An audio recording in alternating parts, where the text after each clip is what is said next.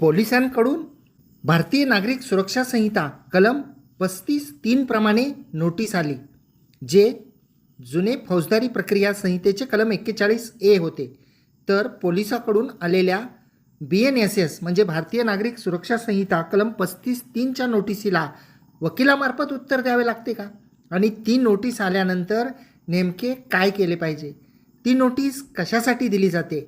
या सर्व प्रश्नांची उत्तरे आपण आपल्या आजच्या व्हिडिओमध्ये जाणून घेणार आहोत. नमस्कार, मी आपला वकील मित्र ॲडव्होकेट कैलास नाईक. चला तर मग कायद्याचं म्हणजेच तुमच्या फायद्याचं बोलूया तुमच्या हक्काच्या कोर्ट कचेरी या यूट्यूब चॅनलवर. मित्रांनो, बऱ्याच वेळा आपल्याला माहीत आहे की पोलीस आपल्याला नोटीस देतात. 2023च्या अगोदर क्रिमिनल प्रोसिजर कोड म्हणजे फौजदारी प्रक्रिया संहिता हा फौजदारी कायदा होता प्रोसिजरसाठी, ज्यामध्ये कलम 41A असं कलम होतं. आणि कलम 41A हे जे कलम आहे ते कलम 2023च्या नवीन फौजदारी कायद्यानुसार 35(3) असं करण्यात आलं.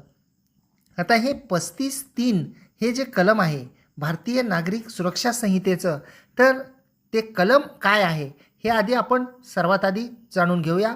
कलम 35(3) भारतीय नागरिक सुरक्षा संहिता, ज्याला शॉर्टमध्ये BNSS असं म्हटलं जातं.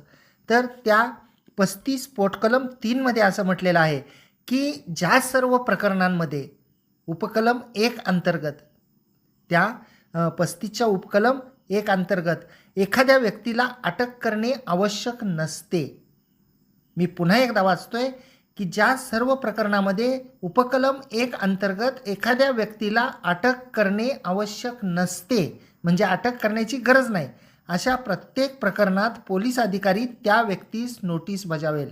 ज्या व्यक्तीविरुद्ध तक्रार करण्यात आलेली आहे किंवा विश्वासार्ह माहिती प्राप्त झालेली आहे किंवा त्याने कॉग्निजिबल, ज्याला आपण म्हणतो की दखलपात्र गुन्हा जो आहे तो केल्याचा वाजवी संशय आहे, अशा व्यक्तीस त्या नोटिशीद्वारे पोलीस अधिकाऱ्यासमोर किंवा नोटिशीत नमूद केलेल्या इतर ठिकाणी हजर राहण्याचे निर्देश दिले जातील.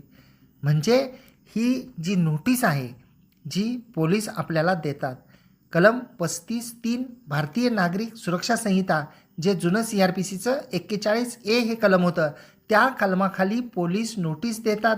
आणि त्या नोटिशीमध्ये असं नमूद केलेलं असतं की आपण दखलपात्र गुन्हा केल्याचा संशय आहे आणि या नोटिशीद्वारे आपण पोलीस अधिकारी यांच्यासमोर किंवा नोटिशीत नमूद केलेले जे ठिकाण असेल त्या ठिकाणी हजर राहावं. आणि जेव्हा अशा प्रकारची नोटीस येते तर त्या नोटिशीला वकिलामार्फत उत्तर देण्याची आवश्यकता नसते, कारण पोलिसांनी जर ती नोटीस दिली तर त्या नोटिशीप्रमाणे पोलिसांच्या समोर हजर राहावं लागतं.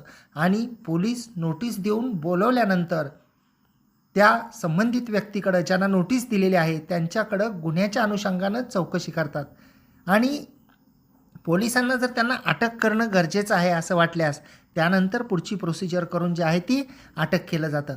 परंतु केवळ अशा प्रकारे नोटीस आली म्हणजे 35(3) पोलिसांकडून, तर घाबरून जाण्याचं कारण नाही. आणि महत्त्वाची गोष्ट म्हणजे या नोटिशीला वकिलामार्फत उत्तर देण्याची आवश्यकता नसते किंवा आपण स्वतःसुद्धा त्याला उत्तर देण्याची आवश्यकता नसते. ती नोटीस म्हणजे आपल्याला पोलीस स्टेशनमध्ये किंवा एखाद्या ठिकाणी चौकशीसाठी बोलवलेलं असतं. दखलपात्र गुन्हा जो आहे तो आपल्याविरुद्ध दाखल झाला यासाठी. अपेक्षा करतो की ही माहिती आपल्याला समजली असेल.